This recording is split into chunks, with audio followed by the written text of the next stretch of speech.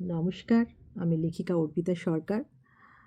কলকাতাতেও এবছর প্রচুর ঠান্ডা পড়েছে। কিন্তু ঠান্ডা পড়লেও ঠান্ডাকে উপেক্ষা করেও সমস্ত জেলায়, জেলায় প্রচুর জায়গাতেও বইমেলা চলছে।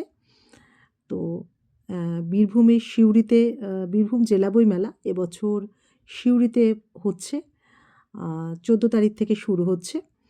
আমার 3টে প্রকাশনী সেখানে উপস্থিত থাকবে। আপনারা আমার সমস্ত বই বীরভূম বইমেলায় পাবেন।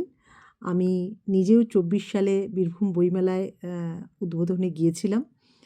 তো এবছর আমার সমস্ত পাঠককে অনুরোধ করব যে বীরভূম বইমেলায় যান এবং অবশ্যই বই হাতে তুলে নিন। বইয়ের মতো ভালো বন্ধু কেউ হয় না। ভালো থাকবেন সকলে। নমস্কার।